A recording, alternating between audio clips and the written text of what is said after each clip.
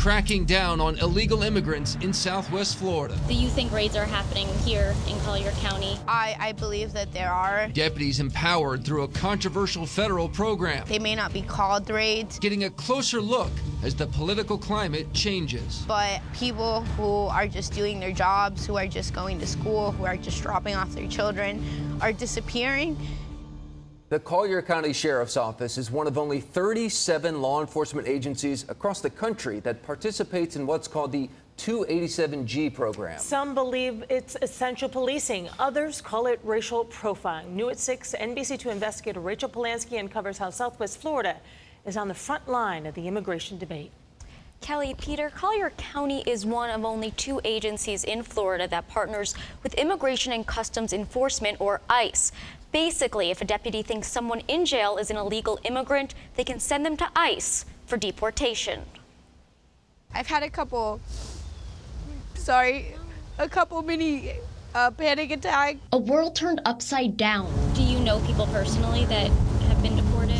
Yeah, actually, my uncle has court tomorrow, and I think he's going to be deported. For this young woman, I came here at the age of 4. I came from Mexico. Today she's 21, living in Naples. So I've lived here for 17 years, and this is pretty much all I know. She's not an American citizen, but the government has allowed her to stay. We're not hiding anymore. Because of the Deferred Action for Childhood Arrivals Act, or DACA, that began under the Obama administration. We had to, give our address, so, the government knows where we live. DACA gives eligible immigrants who came to the U.S. as children a work permit and protection from deportation for 2 years. But it's unclear if the Trump administration will continue the practice. I'm pretty paranoid.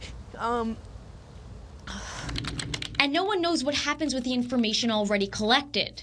That's where the 287G program comes into the picture. Do you think this memorandum, 287G, is unconstitutional? The memorandum itself is not. It's the way that it's being applied. Collier County is one of just 2 law enforcement offices in Florida that takes part in the program. Now, the 287G program puts our police officers in the shoes of the immigration officials. It allows trained deputies to act as ICE agents, questioning and detaining suspected illegal immigrants once they're in the jail system. Law Professor ULYSSES believes the political climate, coupled with 287G, is leading to an abuse of power. Unfortunately, human beings engage in stereotyping all the time. So when they're asking me for my papers and they're not asking you for your papers, then they're making that determination on their own, and that in itself is racial profiling. But the Collier County Sheriff's Office tells me that deputies do not do sweeps looking for illegal immigrants. Sheriff Kevin Rambosk would not go on camera, but he told me through a statement, quote, "We have implemented this program responsibly and we administer it fairly and in accordance with the law," end quote. ULYSSES says that's not the perception of all people in the community. People are smarter than that. They know when they're being attacked. A spokesperson for ICE tells me it is conducting targeted law enforcement action, not raids. Whatever you want to call it, you're still sending immigration officials to our area. If you're in this country illegally, you need to be detained. Collier County Republican Club President Scott Lepore doesn't know if local immigrants are being unfairly targeted, but he voices an opinion that many people share. If you're in our country illegally, then you shouldn't even be jaywalking, much less driving or committing felonies. According to CCSO, its daily jail population is 59% lower than when the program started in 2007. Lepore calls that proof that 287G does work. I think this program has many benefits, and I support it 1,000,000%. Leaving illegal immigrants who've been granted the ability to stay worried about what comes next. It's hard to see so much hate in a community that I truly love and that I've loved